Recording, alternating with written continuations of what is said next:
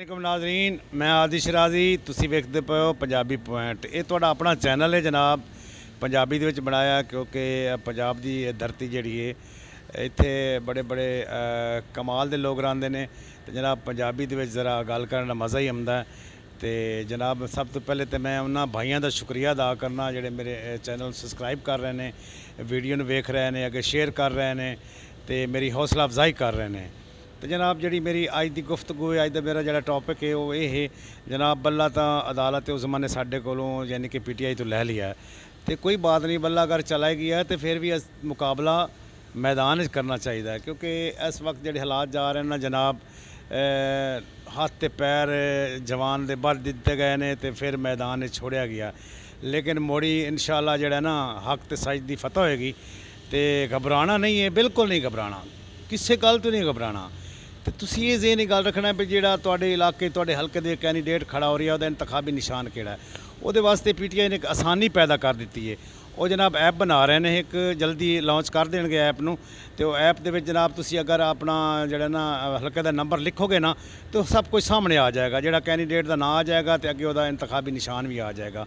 तो मेरे ख्याल है 100% दे विच जिहड़ा ना कोई 15% जिहड़े लोग होणगे ना उन्हां ते थोड़ी मेहनत करनी पैगी, बाकी मेरे ख्याल जितने भी लोग हैं उन्हां ते मेहनत नहीं करनी पैगी। तो मेरा गल करने का मकसद है जनाब वाला हालात वाक़या जिहड़े जा रहे हैं, तकरीबन किसी यूनीवर्सिटी चले जाओ, किसी स्कूल चले जाओ, किसी high school primary middle college university, जनाब सारे इमरान खान के लोग फैन हैं। जनाब जिमें जिमें पाबंदी लाई गई है लोग उंज उंज इमरान खान दे नाल मुहब्बत करते गए हैं, उंज उंज मुहब्बत इमरान खान दे नाल वधदी गई है। तो एक इंडिया का गाना है जनाब, जब जब प्यार पे पैरा हुआ प्यार और भी गहरा गहरा हुआ। तो जनाब प्यार जिहड़ा ने इमरान खान दे नाल लोगों का काफ़ी वध गया इस टाइम जनाब। लोग जिहड़े ना और मेरे ख्याल है बाकी बल्ला तो खोलिया लेकिन दिलों के इमरान खान नूं नहीं कढ़ सके, दिलों के लोगों के इमरान खान नूं नहीं कढ़ सके इस टाइम तक। इस वक्त जनाब वाला मैं गल करना जनाब 70% जिहड़े ना मकबूलीयत इमरान खान की इस वक्त 70 तो 75% है, क्योंकि जदों इमरान खान नूं उतारिया गया ही ना वज़ारत उज़मा तो उदों कुछ मकबूलीयत हो रही। जो इमरान खान मैदान चाहे जलसे किए उदों मकबूलीयत इजाफा होया, जो इमरान खान ते कातलाना हमला होया उस तो बाद मजीद जी है ना इमरान खान की मकबूलीयत इजाफा होया। उस तो बाद जनाब जिमें जिमें वक्त गुजरता गया इमरान खान की मकबूलीयत इजाफा होंदा गया, जिमें जिमें इमरान खान अपनी कौम नूं जगाइंदे गए उंज उंज इमरान खान दे नाल कौम जागदी गई। अगे जनाब वाला जो इस वक्त हालात जा रहे हैं, कोई छोटा है, कोई बूढ़ा है, कोई जवान है, कोई मर्द है, कोई औरत है, तकरीबन 70 तो 75% लोग जोड़े ना मैं जिथे गया पूछा उन्हें आख्या जी वोट तो PTI नूं देना है, वोट साडा। मैं आख्या जी वो बल्ले का निशान तो उन्हें लै लिया तो मुड़ भी तुसां वोट PTI नूं। उन्हें कहा जी जो मर्जी हो जाए वोट PTI दा है, वोट भावें वो जिन्हों मर्जी खड़ा कर देवन, खंबे नूं खड़ा कर देवन, जिन्हों मर्जी टिकट दे देवन, भावें खास साडा दुश्मन होएगा ना, साडा उन्हें बंदा कतल किया होगा लेकिन असी इमरान खान नूं वोट देना, इमरान खान दे मगर उन्हें वोट देना। तो जनाब यह जिहड़ी चीज़ है ना यकीन कर जो इमरान खान नूं नहीं घटा सके है लोग। इन्ना बड़ी कोशिश की इमरान खान नूं नीचा दिखाने दी, हर हरबा इस्तेमाल किया इन्होंने लेकिन कोई हरबा इन्हां दा कामयाब नहीं होया। जिन्हों अल्लाह ताला इज्जत देवे उन्होंने कोई घटा सकता है। जिलो मन तशाओ वा तो इज्जो मन तशाओ। तो भाई जान हालात वाक़या तुहाडे सामने ने, 8 फरवरी का इंतज़ार करो तो ज़रा मेहनत ज़्यादा करनी पैगी क्योंकि मेहनत हुण तां अगे बल्ला एक ही हर बंदे नूं पता है जी इमरान खान का बल्ला है तो बल्ले ते असीं मोहर लानी। हुण हर हल्के दे विच जनाब MPA का अलहदा जिहड़ा है उन्हां निशान दिता है, MNA का अलहदा निशान है।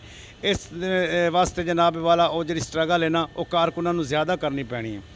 तो इस तो इलावा जनाब मैं एक होर भी गुजारिश करना चाहना जनाब तुसी जिहड़े साडे जिहड़े PTI दे लोग हैं ना जिहड़े बुरा भला जिहड़े लोग कहिंदे ना यार इस तू थोड़ा जिहा परहेज़ किया करो, क्योंकि खान साहब ने तो यह दस कभी भी नहीं दिता किसी नूं बई अपने इदारियां दे बारे तुसी बुरा भला किसी नूं लफ्ज़ बोलो या कुछ को ना, यह काम नहीं करना चाहिए यार।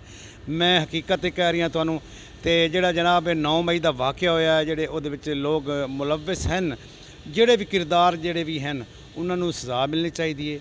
उन्हें गलत किया, जिन्ना भी किया बहुत गलत किया है। खान साहब तो उधर अंदर सन क्योंकि उस तो बाद खान साहब ने तो नहीं पता बाहर की हो रहा सी।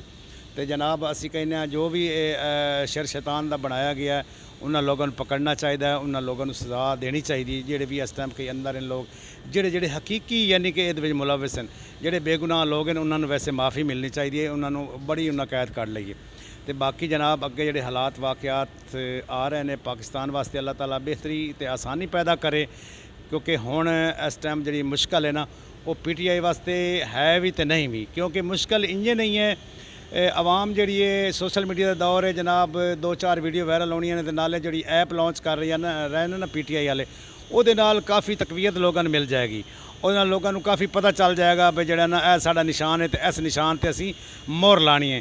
ਬਾਕੀ ਤੁਸੀਂ ਆਪ ਮੈਂ ਵੀ ਇਨਸ਼ਾਅੱਲਾ ਤਾਲਾ ਵੀਡੀਓ ਜਿਹੜੀ ਹੈ ਰੋਜ਼ਾਨਾ ਚੜਾਈ ਰੱਖਾਂਗਾ ਤੇ ਅਸੀਂ ਵੀ ਗਾਈਡ ਕੀਤੀ ਰੱਖਾਂਗੇ। ਤੇ ਜਨਾਬ ਜਿਹੜੇ ਕਾਰਕੁਨ ਹਜ਼ਰਾਤ ਨੇ ਉਹਨਾਂ ਨੂੰ ਵੀ ਚਾਹੀਦਾ ਹੈ ਆਪਣੇ ਜਵਾਨ ਜਿਹੜੇ ਬੂढ़े ਲੋਕ ਹੈ ਨਾ, ਜਵਾਨ ਲੋਕਾਂ ਨੂੰ ਚਾਹੀਦਾ ਹੈ ਜਾਂ ਜਿਹੜੀਆਂ ਔਰਤਾਂ ਨੇ ਜ਼ਈਫ ਔਰਤਾਂ ਨੇ ਉਹਨਾਂ ਨੂੰ ਪੋਲਿੰਗ ਤੇ ਲੈ ਜਾਣਾ ਔਰ ਵੋਟ ਕਾਸਟ ਕਰਾਉਣਾ ਤੁਹਾਡਾ ਫਰਜ਼ ਬਣਦਾ ਹੈ। इमरान खान इंशाल्लाह बाहर आएगा, जल्दी बाहर आ जाएगा। पाकिस्तान जिंदाबाद, पाक फौज जिंदाबाद, इमरान खान जिंदाबाद। अल्लाह हाफिज़।